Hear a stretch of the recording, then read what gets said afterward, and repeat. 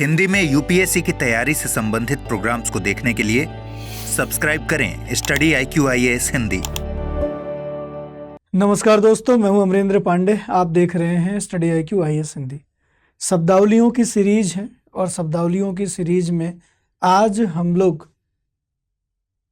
वर्तमान में बहुत ही ज़्यादा चर्चा में बना हुआ जो शब्द है, जिसकी बात अब बहुत तेज़ी से होने लगी है और आपके परीक्षाओं में, वो चाहे प्रारंभिक परीक्षा हो, मुख्य परीक्षा हो या साक्षात्कार हो या फिर सामान्य अध्ययन का विषय हो या फिर वो आपका वैकल्पिक विषय है, दोनों जगह ही ये टर्मिनोलॉजी अब भविष्य में आने वाली है।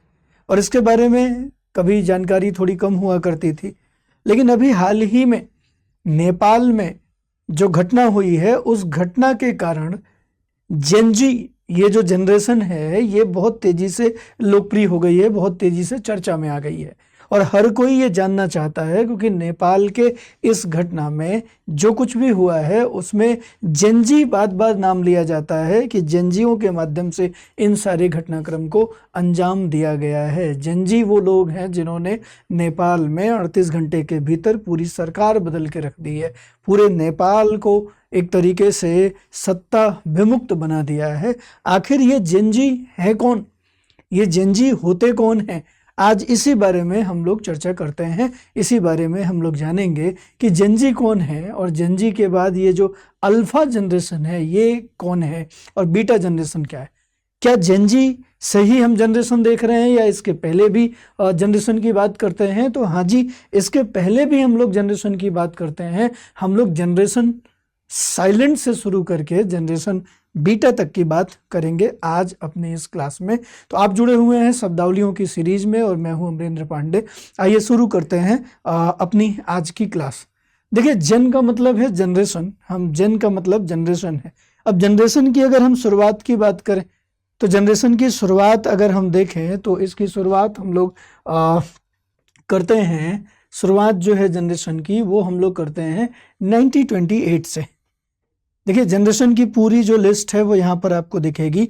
1928 से लेके 1945 के बीच में जिन जनरेशन ने जन्म लिया, जिस पीढ़ी ने जन्म लिया, इसे हम जेन साइलेंट के नाम से जानते हैं, अर्थात इसे हम जनरेशन साइलेंट कहते हैं। अच्छा, जनरेशन साइलेंट इसलिए कहते हैं क्योंकि यहाँ पे जो टेक्नोलॉजी का विकास है वो नहीं हुआ था और टेक्नोलॉजी के मामले में हमारा जो विश्व है वो परंपरागत माध्यमों पे टिका हुआ था।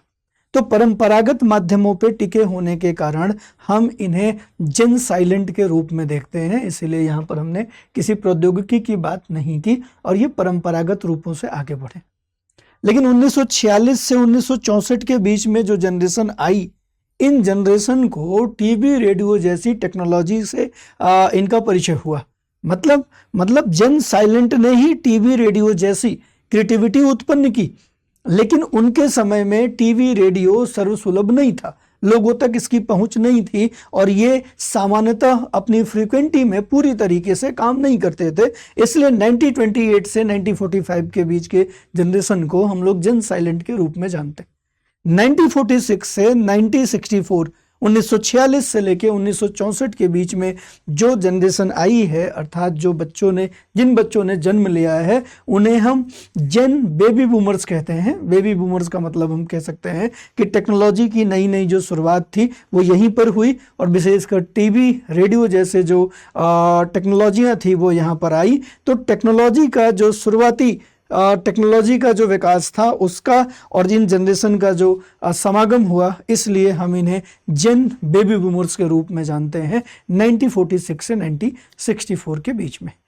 इसके बाद दौर आता है 1965 से 1980 का। जिन्होंने 1965 से 1980 के बीच में जन्म लिया उनको हम जेन एक्स के रूप में जानते हैं, जनरेशन एक्स कहलाते हैं। और ये वो टाइम है जब हम बदलाव देख रहे थे, दुनिया में बदलाव देख रहे थे। ये वो टाइम है जब हम दुनिया में बदलाव देख रहे थे। कंप्यूटर जो है, जिसने वाकई में तकनीक के रूप में, टेक्नोलॉजी के दुनिया में जिसने क्रांति ला दी, जिसने दुनिया को कंप्यूटर के आने के बाद इंटरनेट जैसी व्यवस्थाओं के साथ जोड़ा, उसको हम जेन एक्स के रूप में जानते हैं, और ये 1965 से लेके 1980 के बीच के लोगों को हम जेन एक्स के रूप में जानते हैं। यहाँ पर ये बदलाव का काल है, और विशेषकर कंप्यूटर की जो स्थिति है वो यहीं से आती है, यहीं से आती है।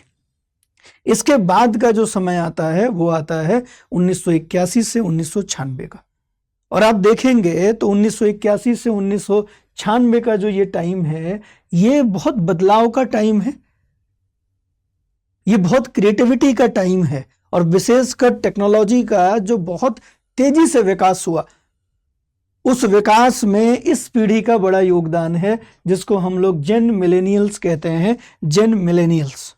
अभी जैसे मैं आपको पढ़ा रहा हूं, तो अगर हमारी स्थिति की बात करेंगे तो हमारे जैसे जो लोग हैं वो इसी जेन मिलेनियल्स के अंतर्गत आते हैं। इसे हम क्रिएटिव जनरेशन के रूप में देखते हैं, क्रिएटिव जनरेशन के रूप में देखते हैं। इस जनरेशन ने ही वास्तविक अर्थों में जो इंटरनेट की दुनिया है, उस दुनिया का विकास किया, विश्व को सबसे ज्यादा जो तीव्र गति देने का प्रयास किया, और अचानक से एक विश्व जो परंपरागत रूप से धीरे धीरे बढ़ रहा था, उसको बहुत तेजी से आगे बढ़ाने का जो काम है वो इसी जनरेशन के हिस्से जाता है, इसी जनरेशन के हिस्से जाता है। इस जनरेशन ने सामाजिक, आर्थिक, राजनीतिक विभिन्न प्रकार की चीजों में क्रिएटिविटी लाई, जो 1921 से 1996 के बीच में उत्पन्न हुए। इन्हें जेन मिलेनियल्स के रूप में देखा जाता है, जेन मिलेनियल्स के रूप में। और अभी वर्तमान में सर्वाधिक जो सक्रिय लोग थे वो यही मिलेनियल्स लोग थे, मिलेनियल्स लोग थे, क्योंकि ये सामाजिक, आर्थिक, राजनीतिक, सांस्कृतिक सभी पक्षों के में, ये सभी पक्षों में सशक्त हैं। क्योंकि जेन जी जिसकी बात हम कर रहे हैं, जिन्हें हम जूमर्स के रूप में भी जानते हैं, ये इनकी उम्र अगर हम बात करें तो इनकी उम्र अभी लगभग यही 13 साल से लेकर 28 साल के बीच का है। अभी ये संतानोत्पत्ति की तरफ आगे बढ़ रहे हैं, अभी ये घर खरीदने के रूप में, अभी ये नौकरी में एस्टेब्लिशमेंट के रूप में, अभी ये शुरू हो रहे हैं एक्चुअल में अन्य गतिविधियों में। तो वास्तविक अर्थों में ये जो जनरेशन है, मिलेनियल्स की जनरेशन है, यही जनरेशन का सबसे ज्यादा प्रभाव हमें अभी वर्तमान में देखने को मिलता है। लेकिन अगर हम इसके बाद की जनरेशन की बात करें, जिसकी आज हम चर्चा कर रहे हैं, जेन जी, जनरेशन जी की, जिसे हम जूमर्स के रूप में भी जानते हैं, इनके जन्म का टाइम है 1997 से 2012। अच्छा, कहीं कहीं ये जो संख्या है ये अलग अलग भी दिखाई जाती है। अलग अलग दुनिया में ऑर्गेनाइजेशन हैं जो इस तरीके की कैलकुलेशन, इस तरीके की गणना प्रस्तुत करते हैं। तो ऐसे में कहीं कहीं ये जो समय है ये 1996 से 2009 तक का दिखता है, कहीं कहीं ये 2010 तक का दिखता है। फिर भी कॉमनली अगर हम 5-7 संगठनों की बात करें तो कॉमनली हम एवरेज 1997 से 2012 के बीच का देखते हैं, जिन्हें हम जेन जी के रूप में देखते हैं, जिसकी बात हम लोग आज कर रहे हैं। इन्हें जूमर्स भी कहा जाता है और इन्हें डिजिटल नेटिव्स के रूप में जाना जाता है, क्योंकि ये तकनीकों के बहुत नज़दीक रहे हैं, है ना। ये टेक्नोलॉजी के, डिजिटल टेक्नोलॉजी के बहुत नज़दीक हैं, उससे बड़े फ्रेंडली हैं, ऐसा माना जाता है, ऐसा माना जाता है। डिजिटल नेटिव्स कहलाते हैं ये विशेषकर ऑनलाइन माध्यम से अपने कार्यों को संपन्न कराना और आंदोलन चलाना, इन सब में विश्वास करते हैं, इन सब में विश्वास करते हैं। तो ये जेन जी कहलाते हैं। नेपाल का जो पूरा मूवमेंट है उसको संचालित करने में जो मैक्सिमम आबादी है वो इन्हीं की है, जेन जी की है, अर्थात वो लोग जो 1997 से 2012 के बीच में पैदा हुए हैं, उनकी बात करना। क्या जेन जी के बाद भी कोई जनरेशन आई है? हाँ जी, जेन जी के बाद जो जनरेशन है वो 2013 से 2024 के बीच की मानी जाती है, और इन्हें हम जेन अल्फा के रूप में जानते हैं। ये जेन अल्फा कहलाते हैं। और ध्यान रखिए, ये जनरेशन भी जा चुकी है अब, मतलब इस जनरेशन का पूरा टाइम जो है वो कंप्लीट हो चुका है। जेन अल्फा, इवन अब जो बच्चे पैदा हो रहे हैं, अब जो नवजात शिशु उत्पन्न हो रहे हैं, वो अब जेन बीटा कहलाएंगे। देखिए 2025 से जो जन्म लेने की शुरुआत है बच्चों की, उन्हें हम जेन बीटा के रूप में जानते हैं, जेन बीटा के रूप में। मतलब अल्फा की आबादी कंप्लीट हो चुकी है, जनरेशन अल्फा पूरी तरीके से आ चुकी है। तो 2013 से लेकर 2024 के बीच में कुछ ऑर्गेनाइजेशन इसे 2010 से 2024 के बीच में बताते हैं कि जिसे हम जेन अल्फा कहेंगे, जेन अल्फा कहेंगे। तो जेन अल्फा की आबादी आ चुकी, और वास्तविक अर्थों में देखा जाए तो जो स्मार्ट टेक्नोलॉजी के साथ पूरी तरीके से जुड़ी जो हमारी आबादी होगी, जो हमारी पीढ़ी होगी, जो हमारा जनरेशन होगा, वो यही होगा, जेन अल्फा होगा। ये पूरी तरीके से स्मार्ट प्रौद्योगिकी और एआई के साथ उत्पन्न हुए हैं। ये वही जेन अल्फा हैं जिनको हम लोग यूट्यूब किड्स के रूप में जानेंगे, क्योंकि इनका पूरा बचपन ही यूट्यूब की चीज़ें देखकर ही बड़े हुए हैं। तो यूट्यूब से ही सारा ज्ञान, इनका मैक्सिमम ज्ञान जो है वो देखने को मिलता है। तो ये जेन अल्फा, अब जेन बीटा की जो उत्पत्ति है वो शुरू हो गई है। इनके संबंध में कुछ विशेषताएं हैं, उनको भी हम जाने। हमने प्रयास किया कि ये सारी जो जनरेशन है इसको जाने। इस जनरेशन में विशेषकर जेन जी की बात कर लेते हैं। अल्फा और बीटा की बात तो करेंगे, बीटा में कुछ खास बचा नहीं है क्योंकि अभी ये उत्पन्न ही हो रहे हैं। इनके भविष्य की बात हम लोग करेंगे, लेकिन अल्फा और जेन जी के बारे में बात करेंगे क्योंकि इनकी आबादी अब बड़ी संख्या में एग्जिस्ट करती है इस वर्ल्ड में, इस विश्व में। आगे बढ़ेंगे। इस पर चर्चा करने से पहले मैं आप लोगों को एक बार ये इम्पोर्टेंट सूचना दिखाना चाहूँगा। सभी स्टडी IQ कोर्स पर ये लागू हो रहा है क्या ये प्राइज हाइक। अगर आप प्राइज हाइक से पहले अपने कोर्स को परचेज नहीं कर लेते, खरीद नहीं लेते हैं, तो आपको फिर थोड़ा नुकसान होगा, मतलब बढ़ी हुई फीस पे आपको ये कोर्स लेना होगा। अच्छा, किस पे लागू हो रहा है? तो सभी कोर्स, मतलब स्टडी IQ वैसे भी सिविल सर्विसेज ही कराता है। अब सिविल सर्विसेज के अंतर्गत आप चाहे UPSC के कोर्स की बात कर लें, या आप UPSC के ऑप्शनल की बात कर लें, स्टेट PSC की बात कर लें, या जुडिशरी की बात कर लें, इन कोर्सेज पे जितने भी इसमें कोर्स आपको उपलब्ध हैं, उन सब पे 12 सितंबर रात 11 बजे के बाद प्राइस हाइक हो जाएगी, पैसे बढ़ जाएंगे।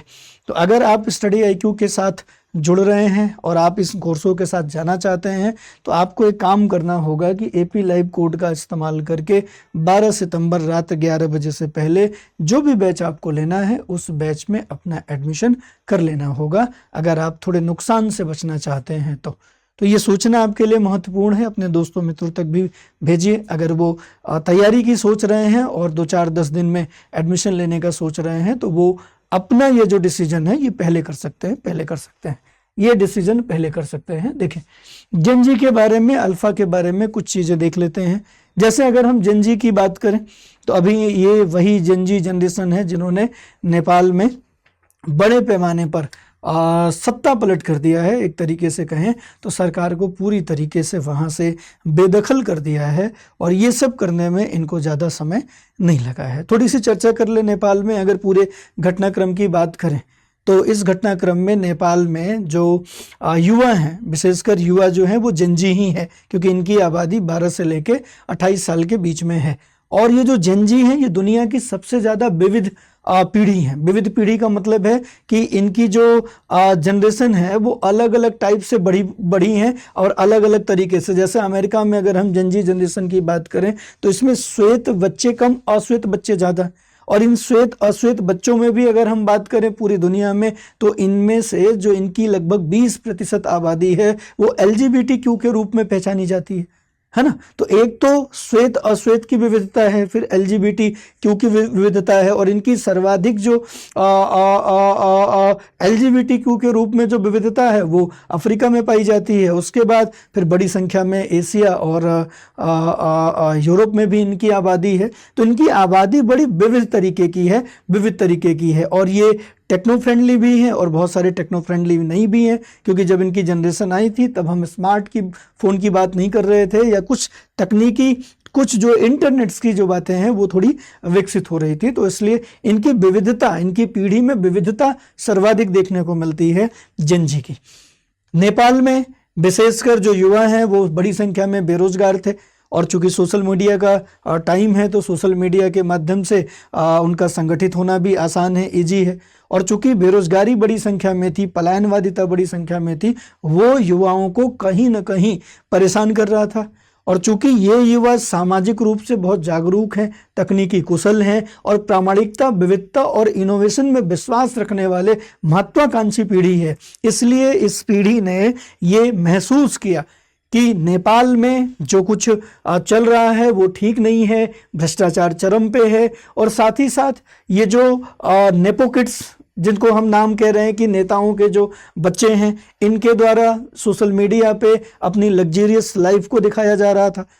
एक तरफ नेपाल का युवा जो पूरी तरीके से बेरोजगारी और गरीबी की स्थिति में जी रहा है, पढ़ने के बावजूद भी बेरोजगार है, वहीं दूसरी तरफ कम सक्षम होने के बाद, कम योग्य होने के बाद भी ये जो राजनेताओं के बच्चे हैं, जो किड्स हैं, वो कोई प्राइवेट जेट में घूम रहा है, कोई यार्ड लेके घूम रहा है, कोई अपना बिला दिखा रहा है, कोई अपना बंगलो, कोई अपना महल।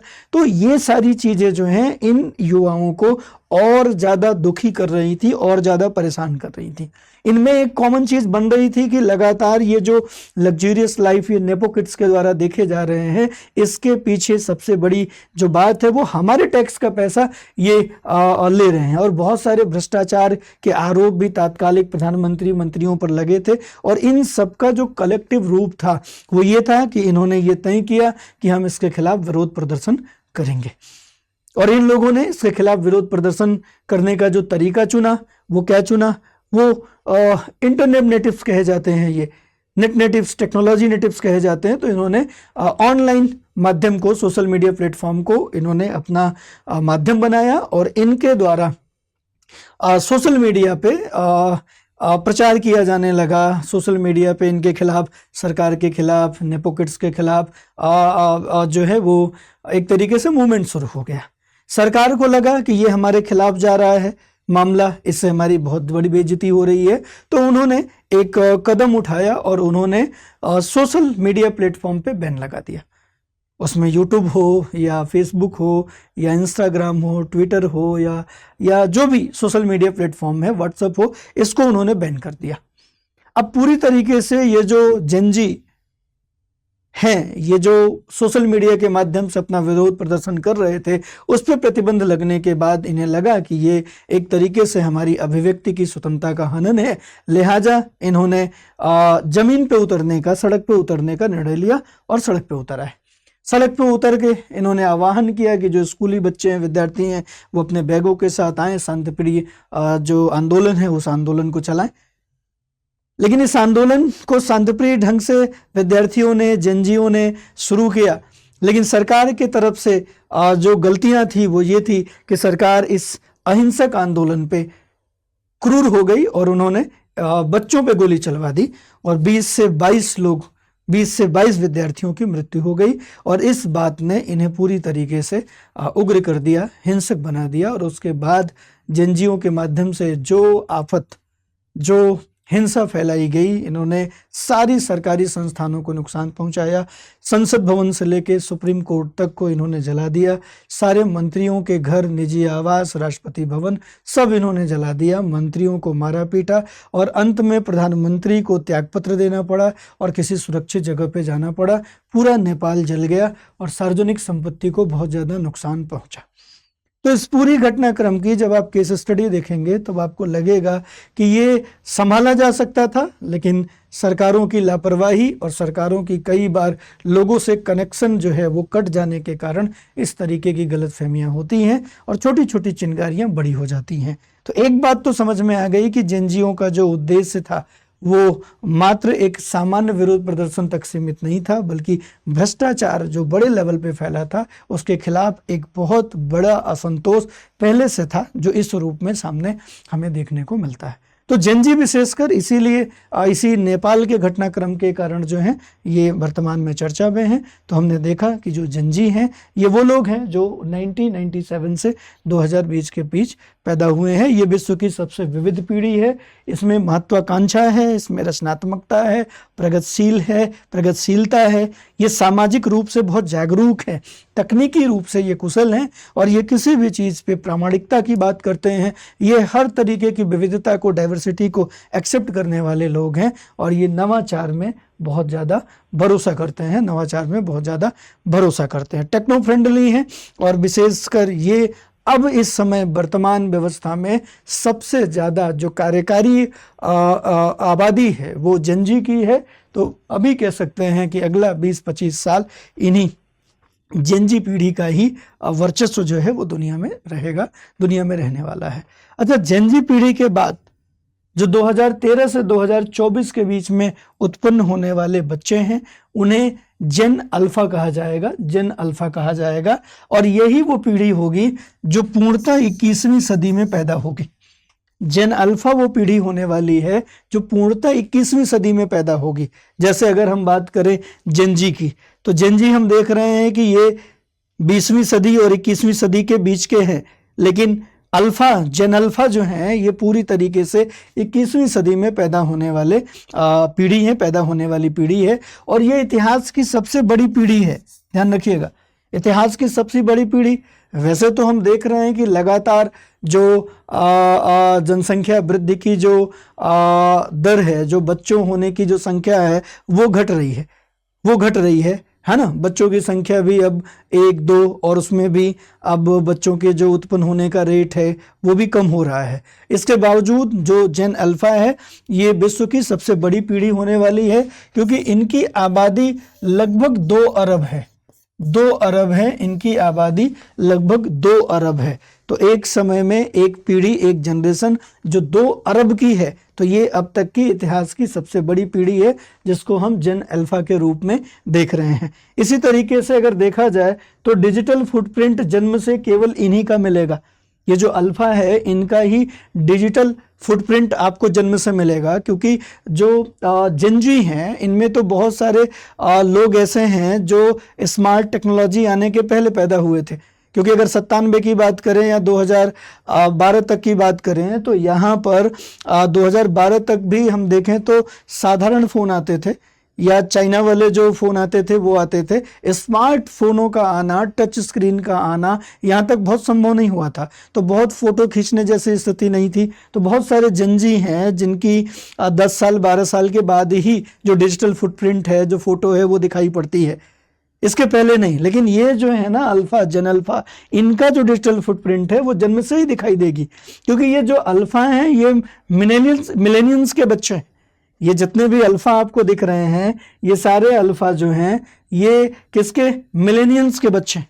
और ये जो मिलेनियंस है ये 1981 से 1996 के बीच वाले हैं। तो इनके बच्चे होने के कारण ये जन्म से ही अपने बच्चों की फ़ोटो क्लिक कर रहे हैं, जन्म से ही ये उनका सोशल मीडिया पे डाल रहे हैं। तो इस तरीके से आप देखेंगे तो जेन अल्फा जो है ये पूरी तरीके से डिजिटल फुटप्रिंट वाले बच्चे हैं, जिनका बचपन से ही इनका डिजिटल फुटप्रिंट आपको देखने को मिलेगा। पूरी तरीके से अगर स्मार्ट प्रौद्योगिकी की बात करें और एआई की दुनिया में उत्पन्न होने वाले लोगों की बात करें तो वो ये जेन अल्फा होने वाले हैं, जेन अल्फा होने वाले।